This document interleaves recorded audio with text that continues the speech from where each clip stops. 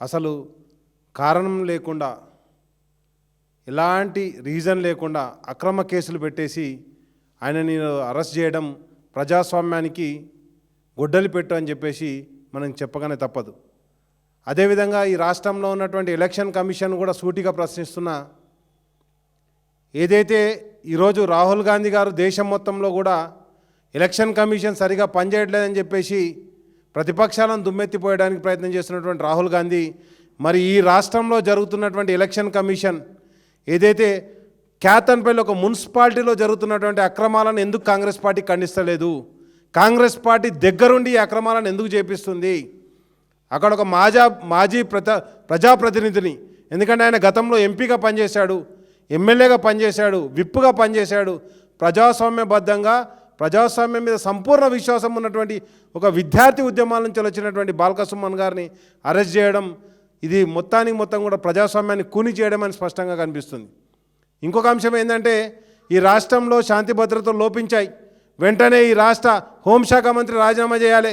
హోంశాఖ మంత్రి ఎవరంటే ముఖ్యమంత్రి, కాబట్టి అసలు ముఖ్యమంత్రి రాజీనామా చేయాల్సినటువంటి దుస్థితికి ఈరోజు రాష్ట్రంలో ఉన్నటువంటి శాంతి భద్రతలు సన్నగిల్లాయని చెప్పేసి మనకు కనిపిస్తుంది. ఏం చేస్తారండి? జనరల్గా ఒక ఎలక్షన్ జరిగితే మెజారిటీ ఎవరికి ఉంటే వాళ్ళకు వస్తుంది, మీ మెజారిటీ ఉంటే మీకు వస్తుంది, మా మెజారిటీ ఉంటే మాకు వస్తుంది. కానీ ఈరోజు మెజారిటీ మా సభ్యులు గెలిచినా కానీ దాన్ని ఏదో విధంగా అక్రమార్గాల ద్వారా దాన్ని ఓవర్కమ్ చేయడానికి ప్రయత్నం చేస్తూ నిన్ననే చూసాం చాలా మున్సిపాలిటీలో, హంగేర్పడ్డ ప్రతి మున్సిపాలిటీలో మీరు చేసినటువంటి అక్రమాలు అన్యాయాలు. అదేవిధంగా ఈ కేతన్పల్లిలో పనిచేద్దామని ప్రయత్నిస్తే బీఆర్ఎస్ శ్రేణులు కావచ్చు, అదేవిధంగా కమ్యూనిస్టు మిత్రులు కావచ్చు కూడా మీ అక్రమాలను అడ్డుకోవడం జరిగింది. స్థానికంగా ఉన్నటువంటి ఎమ్మెల్యే గారు ఈరోజు మంత్రిగా ఉన్నారు కాబట్టి ఎన్ఆర్ఐ కోటాలో మంత్రిగా అయినటువంటి అక్కడ ఉన్నటువంటి మంత్రి వివేక్ గారు వెంటనే ఆయన ఏంటంటే ఏదో విధంగా దక్కించుకోవాలి, ఈ మున్సిపాలిటీని పోతే నా మంత్రి పదవికి నాకు చెడ్డ పేరు వస్తుందనే విధంగా ఈరోజు బాల్క సుమన్ గారి మీద అభాండాలు అవాకులు చెవాకులు బెలుతురు. ఇది సరైన పద్ధతి కాదు. మేము ఒకటే చెప్తున్నాం, కాంగ్రెస్ పార్టీ ఈరోజు ఇప్పటికే చాలా విషయాలలో మోసం చేయడం జరిగింది, అందుకే ప్రజలు కర్రు కాల్చి వాత పెట్టారు. ఈరోజు జరిగినటువంటి మున్సిపల్ ఎలక్షన్లో కూడా వాళ్ళకు 40% ఓట్లు కూడా దాటలేదు. అంటే వాళ్ళు ఇచ్చినటువంటి హామీలు కావచ్చు, వాళ్ళు చెప్పినటువంటి అబద్ధ ప్రచారాలు కావచ్చు, ప్రజలందరూ కూడా వాళ్ళను చీత్కరించుకున్నటువంటి పరిస్థితి. మరొకసారి ఈరోజు బాల్క సుమన్ గారి అరెస్ట్ ద్వారా ప్రజాస్వామ్యాన్ని మొత్తం కూడా చెరసాలలో బంధిస్తామని చెప్పేసి ప్రయత్నం చేస్తుర్రు.